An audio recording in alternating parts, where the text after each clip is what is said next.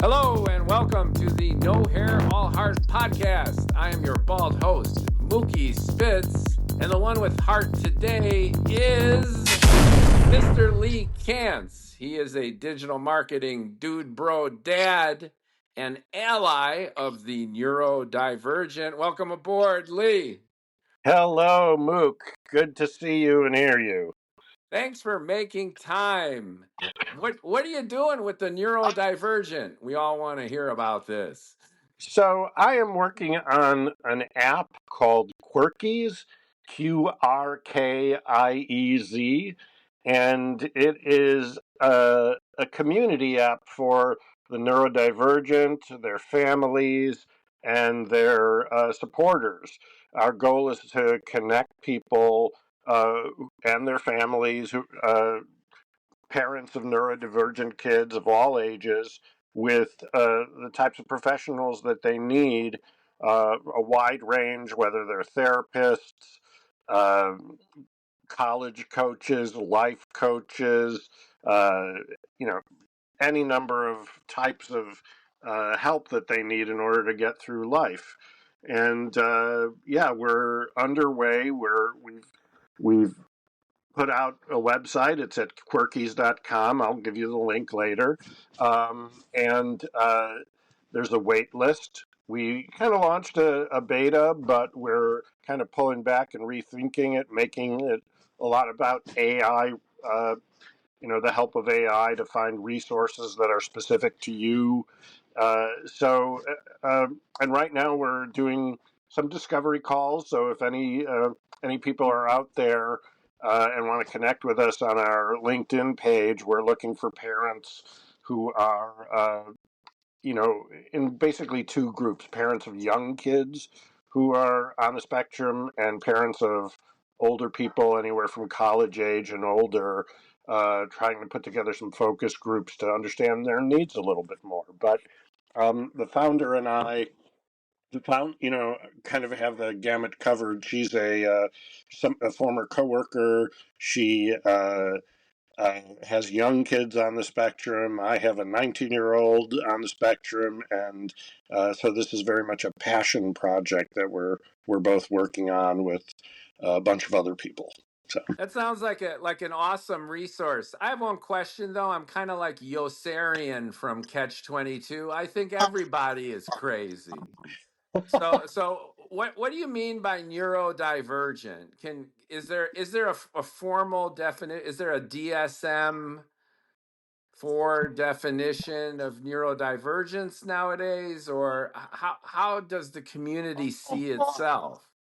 well, when you hear the word neurodivergent, most people immediately go to autism, and that's autism spectrum disorder. The DSM actually combined that several years ago, used to refer to some of the people on the spectrum as having Asperger's.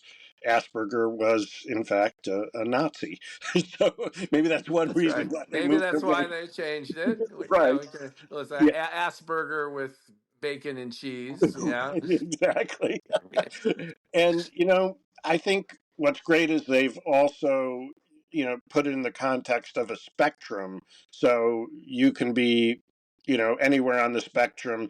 Some people talk about high functioning and low functioning, but sometimes, even that is a little bit inaccurate. It's, you have a mix of capabilities where you may be very smart, but you have uh, you know social barriers. But you could be on it. But I should also mention that neurodivergence covers ADHD. It covers dyslexia, something called dyscalculia, or Leah. That's the plural. Right, exactly. It's like dyslexia but with numbers, That's and right. so they used to refer to neurodiversity, and I've only learned recently in the past year that neurodiversity uh, actually refers to all of us. I mean, you could be Yeah, that's what neurotypical. I was hinting at, which is Yeah. everyone's kind of crazy. So so does your app in the community encompass ADHD, dyslexia, and these other conditions as well? Yes, that is the plan. But Okay. obviously, when we're reaching out, just as you hear about in the news a lot, it's autism and ADHD that are really, uh, explosive out there. And uh, you can believe in any number of conspiracy theories about what's caused it. I think it's a valid question as to what's caused the increase, or is it just that we've gotten smarter about diagnosing it, um, and finding those, whatever they are, genetic markers, behaviors, etc. Um, uh, and then ADHD. I tend to agree with you about us all being a little nuts. I think these machines that we're on right now, I work at home. I have it's my probably third or fourth remote job. COVID shut us in, and I think we're all just kind of scattered, and I think that impacts. It's kind of created an environment where all a little bit ADD or ADHD. I don't want to be like neurodivergent appropriating, but That's but right. yeah, It's neurodivergence appropriation. right. It is a thing. People are they tend to wonder whether one way of being an ally is saying, well, we're all a little bit on the spectrum, and I think people who are on the spectrum might take offense at that. I actually happen to know that from Yeah, at I least mean, one. yeah, you bring up a good point about the spectrum being both quantitative and qualitative across various traits and attributes and behaviors. And this is self-evident when you meet and interact with people ostensibly on the spectrum. They have this variability of cognitive ability, but most significantly, I think, emotional interactivity and behavior. Right. And no two people are alike, and I think no two neurodivergent people are identical either, even if we categorize them in these big DSM buckets. Exactly. And you speak with doctors and experts. I'm not an expert on the subject. I'm an And you don't even play one on a podcast. exactly. I'm an expert at having raised, with my wife, one kid who's on the spectrum, and it came with its challenges, but my wife and I now look at each other and we're like, uh, he's 19, he's in college, still has challenges, but um, how far we've come from those early days. It's really one of the messages that I want to get across in this work is to kind of give hope and to parents of younger kids, saying this is not a curse in any way. In some ways, it's just a different it's a different type of child. So, and I don't, and while you put it very well, experts do say that if you know one autistic child, you know one autistic child. They're all different. Your child is on the spectrum ostensibly, but is gifted. Yes, Math. yes. Uh, Um, Interestingly enough, he's just changed his major in college. He wants to study Japanese and economics. But yeah, he's been kind of a math, whiz, really from the time he was very young. That's also, that type of stuff is also like a stereotype. Uh, Yeah, but don't you have like an uncle or a relative who worked for the IRS and was a Yeah, prodigy an older himself? cousin who he passed away many years. He was my Yeah, parents' generation, but he was a math genius too. And yeah, whenever my brother and I had any issues, we would go to him, and he yeah. So and something, uh, looking back, you look back in your life and you think about some people you knew in school, people you grew up with, people in your family, and you think, yeah, that probably was the case. That he was on, he had some type of neurodivergence, and yeah, and so is that, But again, I don't want to jump to that's a common quality. Look, there are a lot of kids out there who are neurodivergent who are entirely non-vocal. There are some who just can't sit through a class, and so there are a lot of different challenges. But yeah, I was very lucky in that, or my wife and I have been lucky that we didn't really have to worry about the academic side of things. Our son just shined, but it's always been kind of the social adjustment and right, right. But it is the stereotype of the savant. That is exactly, that is exactly, the yeah, yeah, precisely. yeah, So yeah. So you have the child who is spectrumy, but self-actualized to the point where he's a functioning college student. yes, he's And you're got a you're creating this app for the neurodivergent community, inclusive of people on the spectrum and maybe dopamine deprived people such as myself. And, and then yeah. and then what ostensibly is the goal of the application? So is it akin to a community outreach application? Are there events? What is the glue that drives it?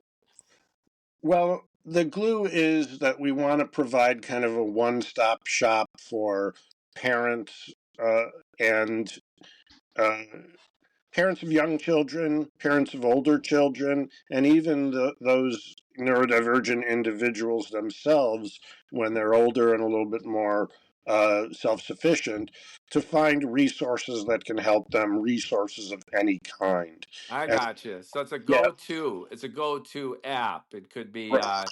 disease state or clinical information. It could be local resources, maybe even counseling or help. Or do you connect members peer to peer so Well, they could that's actually mentor each other and befriend each other like a social network? That's Yeah. actually how we got started, and Okay. that will likely continue to be a part of what we do, because I think, like I said, I want to give back. I want to, help parents of younger kids who are, it's if you're in those early years, like, okay, what's going on? Very early on, I remember being in denial with my wife, and you have a lot of different challenges when you're parenting a younger kid. So I think there are a lot of people out there who are looking to give that type of advice and looking to seek out that type of advice. And so the peer part is a part of it, but we started down that path, and there are just a lot of there's so many places online. If you're just looking to like build a community, you can go on any number of Reddit groups or Discord servers, Right. depending And on a now Facebook group if you're older. Yeah, you could chat it up with Chat GPT, who plays therapist, life coach, counselor, best friend, lover. yeah, it's true. It's true. And we are, in fact, looking, at AI as a way of really kind of customizing solutions based on exactly who you are, your parenting needs, the needs of your kid, their age, their specific diagnosis. And so, we're likely going to kind of gamify that early application, that early sign up, to collect as much information as we can from you, and then over time it will learn from you and provide you with the types of resources that you need. But connecting with other people, we're that was what originally drove us, and it will likely continue to be. Well, that's exciting, and it's a good service to the community. And how does it feel within this environment? Ostensibly, we're not really focused on politics, but parenting. But you are parenting within a fairly distinctive political and cultural climate. So, RFK Jr. just announced a database profiling of individuals who are neurodivergent, as you define them.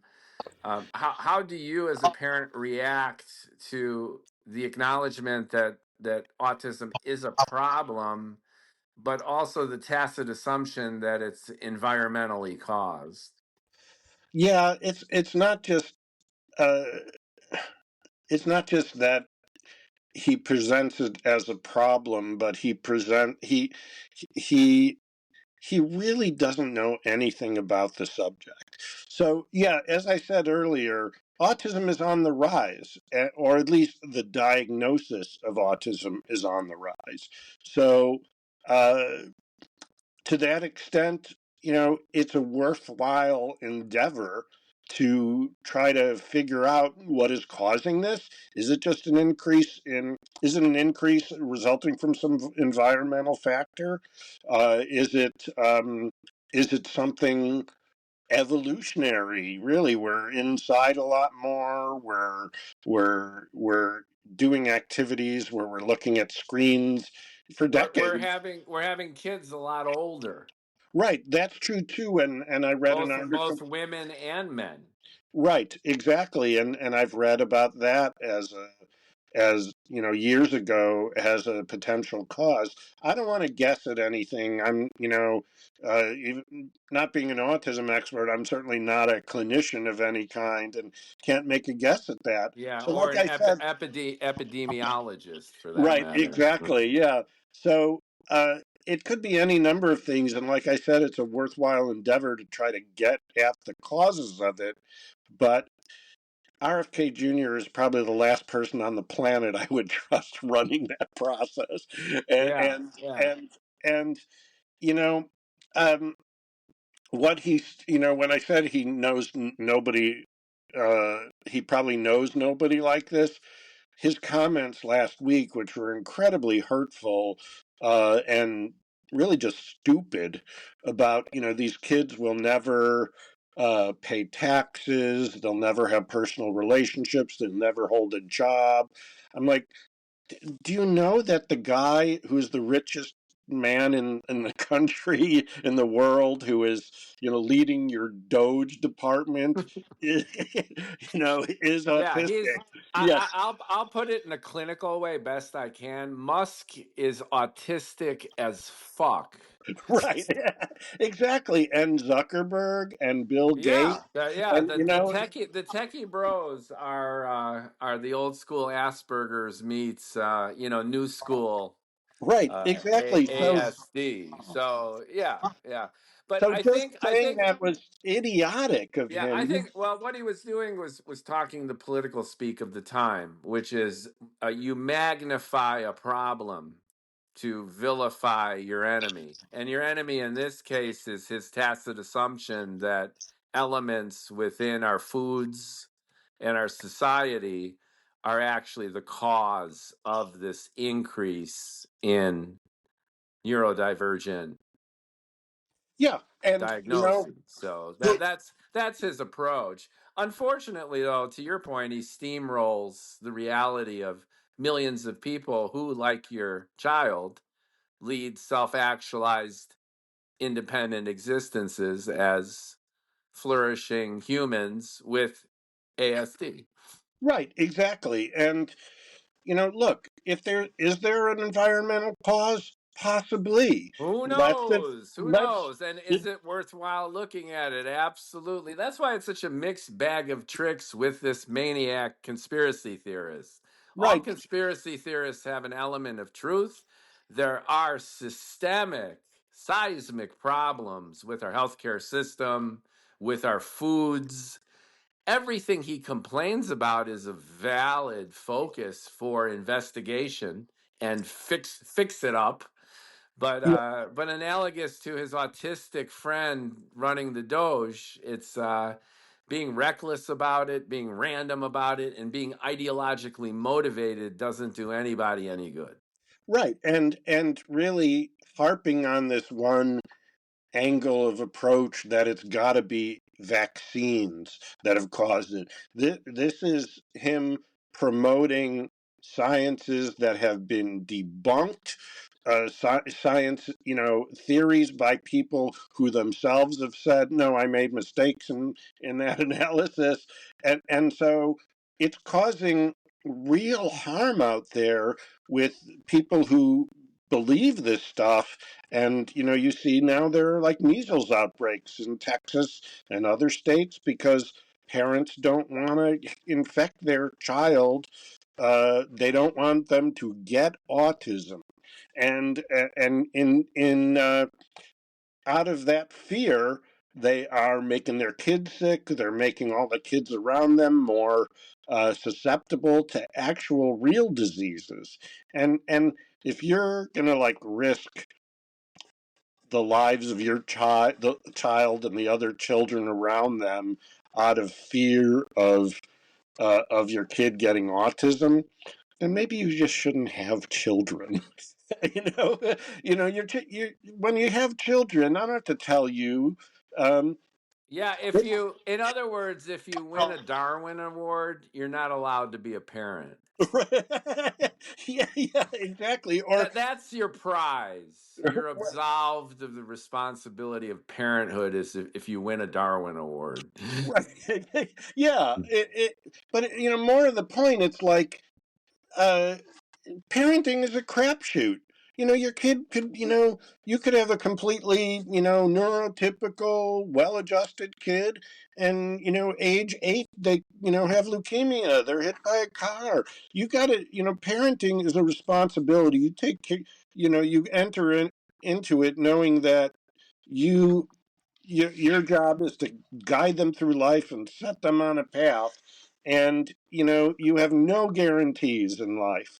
And yeah, do I wake up complaining and shaking my fists at heaven, saying, why was my life so hard? I haven't had an autistic kid. I'm like, no.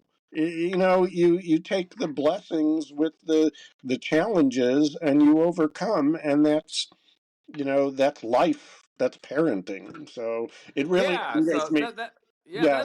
that's a good segue into the heart of the no hair focus here, which is you mentioned the challenges of having an ASD child.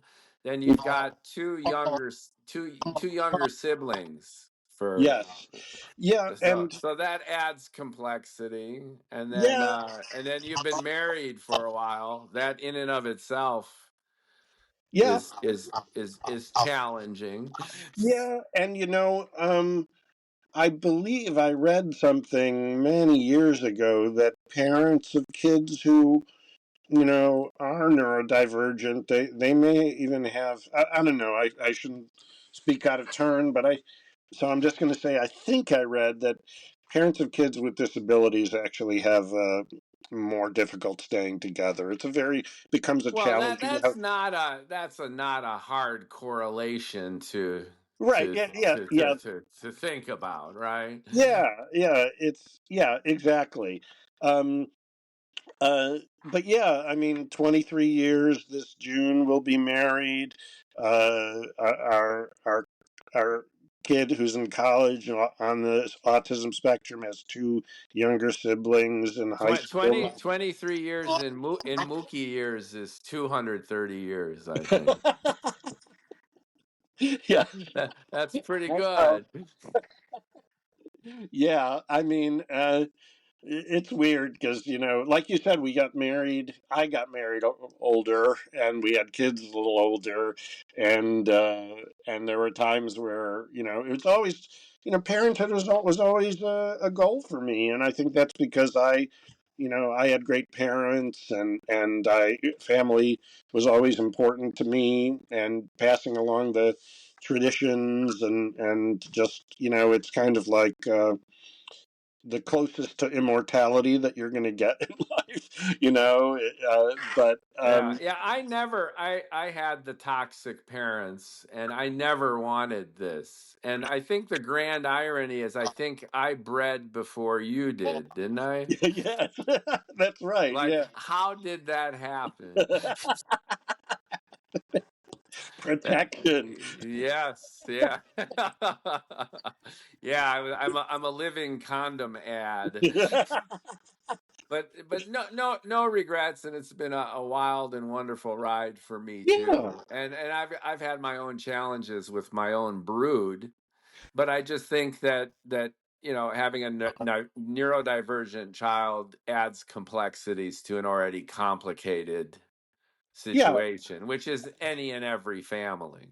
that's exactly right. And so just to take you back a little bit, when how it all started with us was we were called into a meeting with the preschool teachers in his last year of preschool, and we're just like, he's having some problems. He's having problems with transitions. He has certain behaviors where he's just kind of doing his own thing, and and this is a very common thing with parents. When they first hear any type of diagnosis like this, we were in denial. It's like, surely it must be you rotten teachers, Hmm. you know. Right. And Right. so, We should dismantle the entire Department of Education after right, you get a meeting like.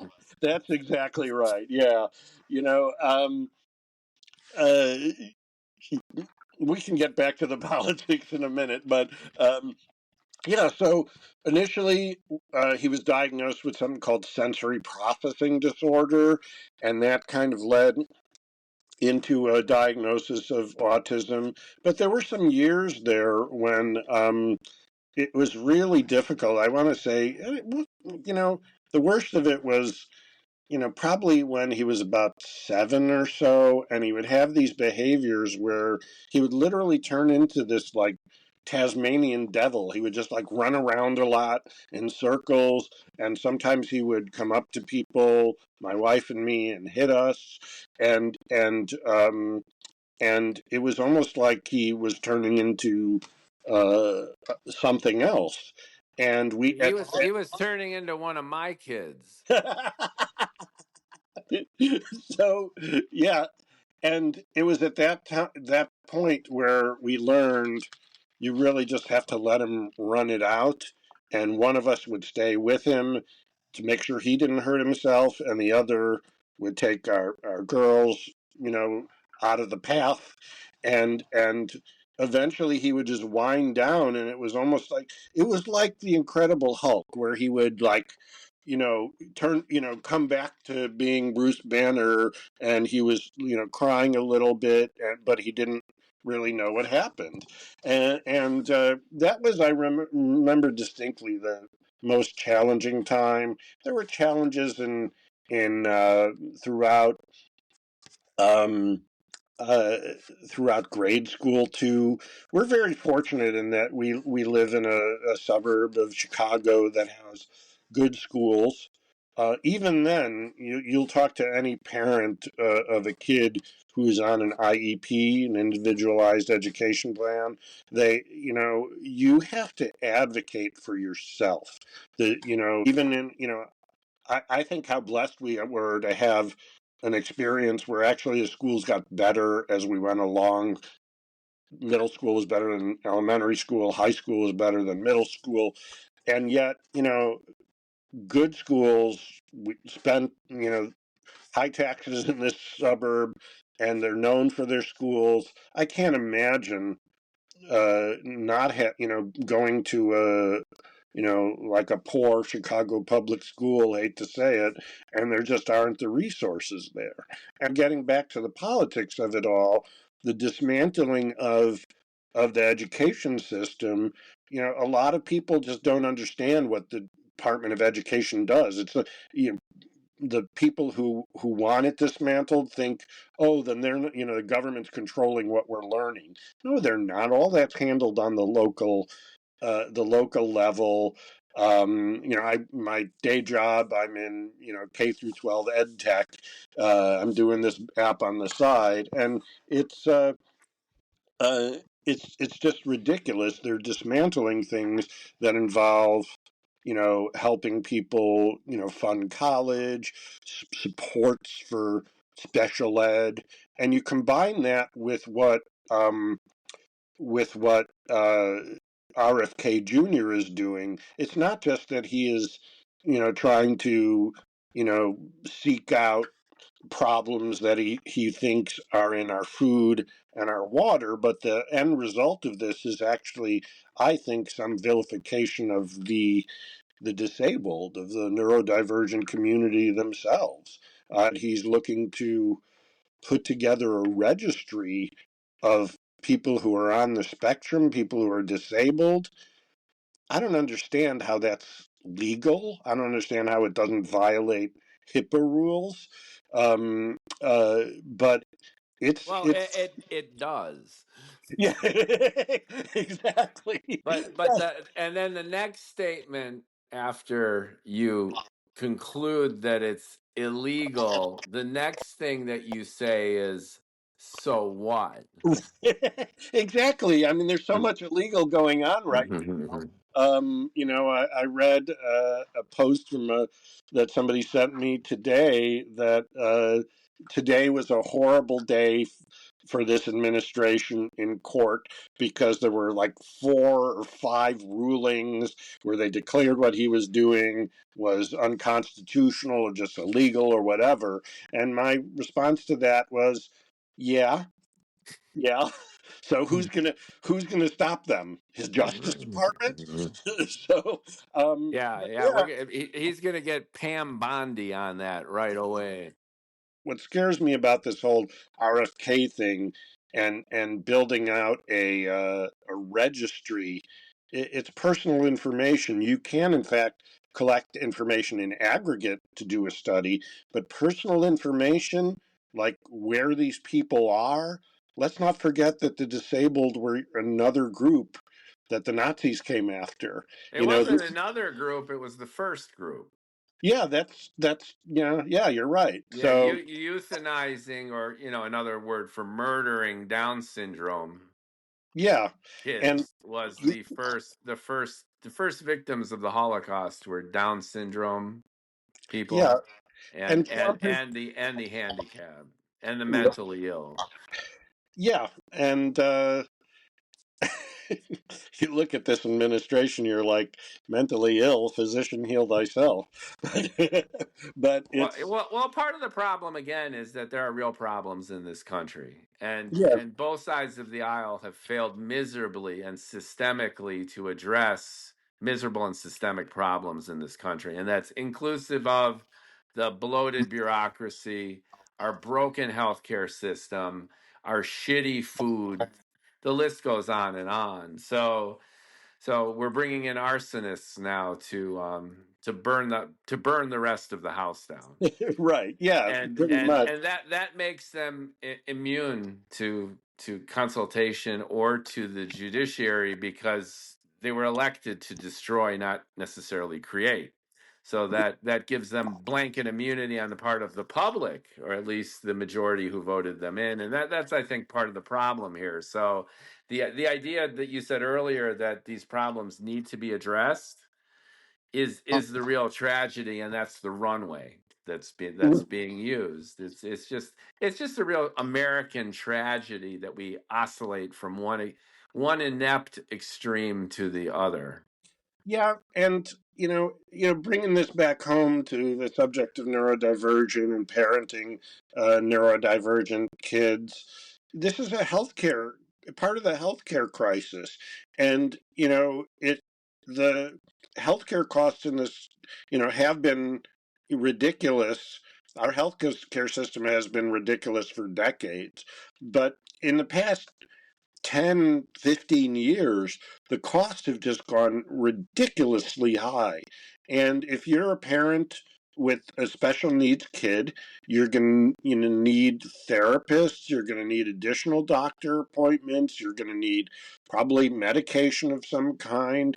And this is just, like I said, I'm relatively upper class, uh, and uh, I just can't imagine, not having. Lee, it sounds to me like you're an effete libtard. Right. And I wear that proudly because what am I going to do? Vote against my interests? People who have these problems and need the help, and are yet voting to tear it all down, their healthcare costs are going to go up. They're not going to have systems with pre-existing conditions, and so it really is sad, like you say. They're going to burn down this house too, and the supports will be uh, fewer, and the cost will be higher, and um, I don't think anybody's going to. I think the next step that scares me, I should say, the next scare is that at some point they say, well, we just don't have the money to treat kids with special education. They're just shit out of luck. And, it sounds scary. It sounds ridiculous. And yet No, nothing will surprise me anymore. it's very realistic because the money has to come somewhere, right? And Mhm. demonstrable results need to be substantiated. And not to get too highbrow, but Michel Foucault wrote a lot about how a society treats the mentally ill, the criminal element, and in this case, the healthcare disadvantaged is an indicator of the essence of that society's values. So Right. when we throw the disadvantaged under the bus for whatever reason, however we rationalize that, that's a verdict on our values as a people, as a nation, as a culture. And that's perhaps the saddest element of all this, that we're ostensibly operating from some norm that's values driven, that's based on don't tread on me, limiting the powers of the government. And what we're doing is quite the opposite. Yeah, and it's baffling to me, in so many ways. Yeah, it's I don't know if it's just Foucault, but I think you know it's this notion that how we treat the least among us, the most vulnerable among us, is a measure of our society, and we are failing at that. We are, in every respect. I mean, we're uh, the poor are getting poorer. The wealth gap is horrible, and that, bringing it back home again to these issues. Parents, if they are lower middle class, poor, they don't have the resources to deal with this stuff, and their kids are going to suffer as a result of that. And it. You know, I think one of the things that stupefies me about all of this and tearing it all down is that, most basic statement about our country is that we're of a government of, by, and for the people. And so we're kind of tearing ourselves down in this process. Yeah, We. but it hasn't started recently. And again, I'll just reiterate the bipartisan tragedy of an endemic dysfunction that goes back decades. Mhm. So, again, we are oscillating from one political extreme to the other, but it's not just this administration. It's been an American attitude for a long, long time. And now Bernie Sanders is like shaking his caterpillar eyebrows at everybody. I told you so. Yeah. right? The working people of this country, and I see in my mind's eye Larry David on Saturday Night Right. Live, right? With that, I got two pairs of underwear, one on the radiator and one I'm wearing. So Yes. there's truth to that too. I'm not sure how to fix it. And then from a contrarian perspective, again, that Europe is a mess. Yeah. Europe is a mess, and I'm not sitting here agreeing with JD Vance in principle. I'm merely observing that you have a much more humanistic approach in Europe generally, much higher degree of respect for the citizenry, but they've had their own problems, which are arguably equally severe, if quite different. Right. And and we'll see how they do when they have to start paying for their own bombs and aircraft carriers. Yeah, yeah, and then their cheese gets tariffed. Right. Yes, exactly. Oh, those snails from France are going to cost a lot more. Yeah, yeah, yeah. So let's segue for a second. One of the themes that have been recurring on the various podcasts that I've been doing is this idea of midlife transformation. And this has had an impact on my Bald Ambition podcast, where people are shifting gears in terms of career. And it's had an impact here on No Hair, All Heart in terms of shifting into empty nester status for parents and the evolving nature of relationships and family. And it's had an impact in Bald and Bloviating too, where this midlife shift that's ricocheting through our crazy cultural and political climate. So, with that spirit in mind, it's you mentioned your ASD child is in college and ready to leap into adulthood with Mhm. with his challenges, but also with his gifts. And you mentioned that you and your wife have had your own roller coaster ride over 23 loving but sometimes challenging years. So, Yes, how do yeah. you assess yourself now as parent, as Chicago resident, as someone who's been there and done that, and how do you look to the future in terms of maintaining your momentum and then becoming who you could be or who you want to be in the next phase of life? Yeah, good question. I've been blessed for the most part of having a good career, doing a lot of work in educational products and services, creating them, marketing them.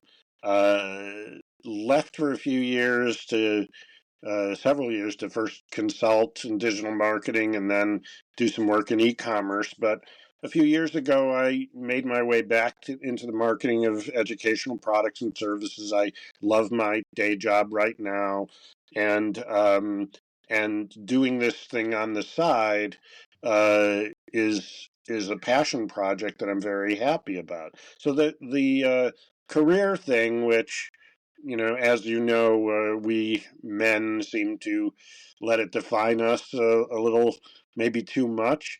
That's brought me some satisfaction. I'm in a good place now at this point. Hopefully, a little closer to retirement. But then, yeah, it's going to be weird. Our middle child is a junior now, and she's going to be looking at colleges over, starting probably over the summer, and then she'll be gone a year from September somewhere. The last one coming up behind her by a few years. So we're looking at 4 years from now, maybe being empty nesters, and who knows what that will mean. If other countries still want to take Americans, my wife and I might like to travel, but Well, you could travel as expatriates. How's that? right, exactly, yes, yeah, we'll sew Canadian maple leaves onto our backpacks, Yeah, and, yeah, and then bring tariffed cheese back with you. right, exactly, yes, yeah, duty free, so. Uh, so yeah, I mean, as I approach retirement, if I ever really will retire, I want to get back to I want to work on projects like Quirkies. I want to help other people. I might want to get back to writing, which, as you know, has always been an ambition of mine. I don't make the time like you do, and probably should. But yeah, I'm feeling, I turned 60 last year. You know that because you're the same age. And, you What? know, isn't it We're weird? also like almost Irish twins, aren't you? June also, and Yes, you're yeah, we're June, both maybe. June of the same year. Yeah. And I've heard it said that, we age kind of in spurts. So when you're, 40, it comes and you're suddenly feel a lot older. 60 comes and then that's the next big jump. And but I've also heard that your 60s are really when the self-actualization really starts to take hold a little bit, where you look back at your life and you're saying, I accomplished this, I accomplished that. And, parenthood is something that I'm very proud of, in terms of an accomplishment. You know, uh, it's not, any idiot could, father a child. It's being a father to a child is a different thing. And again, it's setting them on a path where they can be self-sufficient, and that just gives me satisfaction. It gives me a lot to look forward to with these three little, aliens who are, developing lives of their own, and their own interests, and you just want to sit back and watch the show, and then maybe, put some grandkids on your lap a little bit. Um, That's a wonderful perspective. So, despite some of the obstacles and hardships that were induced by the neurodivergence, now induced by a cultural and political climate that seems neurodivergent, right. then you seem to be very optimistic and aspirational and generally positive about stuff, and I think that that's very refreshing. We've got a nation of kvetchers and complainers and victims and angry people. Well, And I'm not, I was speaking mainly nuclear family wise. yeah, What happens in the outside world, I don't know how much control I have over it. yeah, but that's kind of my point though, which is, you've got things you can control, and then Mhm. those things you can ostensibly change, and then you have things that are beyond your control that Yeah, it becomes a patent waste of time to obsess over things that you can't really influence and that only aggravate. right. I let that shit out on Facebook. you know, you want to see my Yeah, Facebook that's feed? proof positive that we are old. Right, exactly. Yeah, Yeah, I'm not on TikTok like you are, yeah. but yeah, Yeah, that's because I'm emotionally still about 12. So right. that's my one advantage, right? Well, Well, yeah.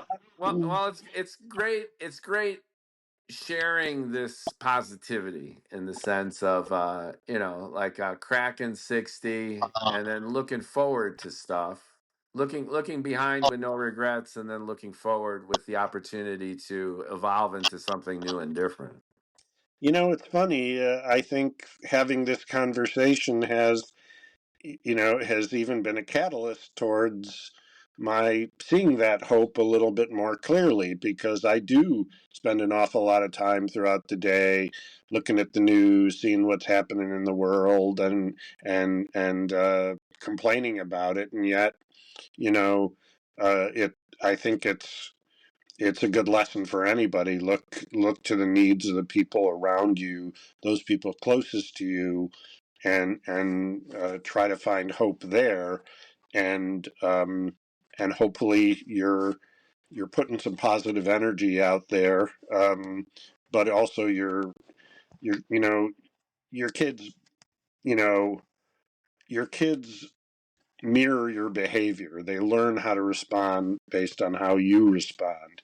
And I think that that is a challenge for kids growing up these days when they're, um, whether they're neurotypical, neurodivergent, is that, we live in a place where hope is not as abundant as when we were growing up. There were, my kids like yours have active shooter drills in their school, and Yeah. we had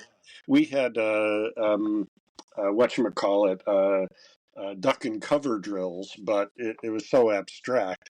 But I think Although not. my kids grew up in New York City, Manhattan. And what's fascinating, there are zero mass shootings in Manhattan. And I have a theory.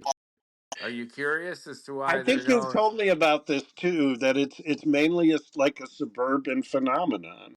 Yeah. Yeah, and conversely, people in Manhattan are so angry all the time. Yeah. Like like you just stand on a subway platform and you're And plowed scowl. under and it smells and everyone is mean. That it's just ubiquitous. So at least you Yes. have that sense of shared angst and Right. empathy. I think Yeah. that's a part of it. Such compression, so much attitude Yeah. that in and of itself lets some of the beast out, I think. I think so. I think it's important to kind of like let that Yeah, part and you out. don't have the isolation that you do in the suburbs, Right. that existential crushing isolation and loneliness. Yeah. Could It's be. hard to hide in Manhattan. Good luck. Try to hide, right? Yeah. Yeah. Exactly. Yeah. You got to go underground somewhere. Yeah, So. that's right. That's right. But you bring up a great point that we grew up. We are borderline boomers. Hmm. So we grew up with the tacit understanding and expectation that our lives would be better than those of our parents. Right. That was a flat out given. And we grew up in a North Chicago suburban community, which was, I would say, ostensibly lower middle class, kind of on the edge of middle class. Hmm. And it was a struggling, largely immigrant community. And then there was a feeling of the American dream being real Yeah. and attainable. And that has vanished for the younger generation. Right. And they see so much, the violence and, like I said, the active shooter drills, but also their parents coming home from jobs that just seem, I can't tell you how many people I talk to where, oh, my employer is toxic, and they see them working and struggling to stay afloat. There's a lot that is pulling hope away from people. But I think it comes down to also that we have to look at our lives more than just through the lens of careers and money. It's hard. It's hard these days, but finding the joy in your family and things that don't cost a thing, those are the joys that are priceless. Yeah, and focus on actual quality of life Right. as its Precisely. own metric of success. Yeah. That is the biggest paradigm shift right there. And Yeah. sometimes people are forced into that, and sometimes we need to be forced into something in order to see the light.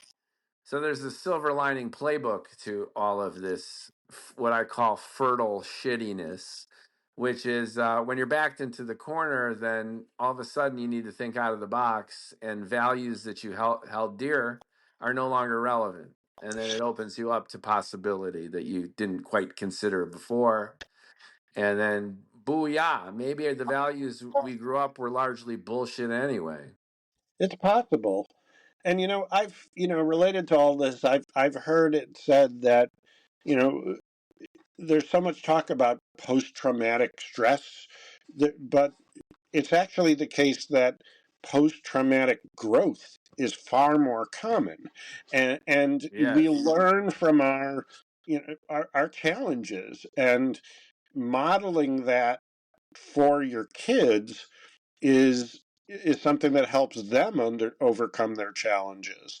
And this is why I thought years ago, and maybe I'm still right about this, that the generation that grew up under COVID and went to school under COVID, they're, if they can really, you know, come out of that challenge, which I think they still are in some ways, and they will have the makings of you know, a very strong generation. It just depends on how much external forces are going to continue to tear them apart, and this sense of hopelessness. But I think it was really kind of they talk about the greatest generation coming out of World War II. This was kind of a war on all of us in some respects, and you come out of that and you survive. Who knows? Maybe that gives me hope too. The only you know you got to look at the younger generations from the standpoint of hope, and not constantly complaining. Oh, they're always on their phones. They don't know how to work a job. If you Yeah. can't place hope in them, then uh, blame yourself, because we haven't done a very good job of leaving them world.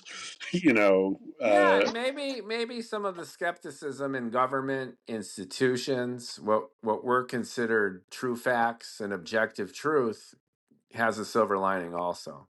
We Yeah.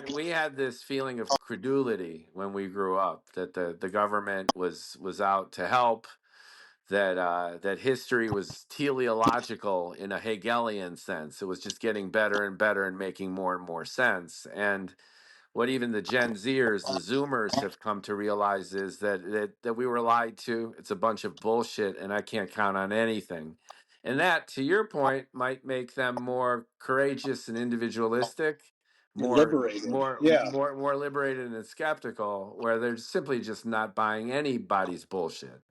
Right. Oh. And to your point again, as long as the bottom doesn't fall out, they need something to hang on to, that they could be flexible and adaptive and recalibrate toward a quality of life that makes sense to them, that maybe was elusive to us. So you never Right. know. It could be good stuff. I think it.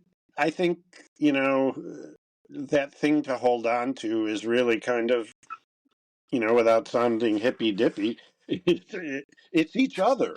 And it Right. was always there for us too.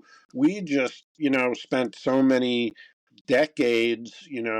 Was it uh,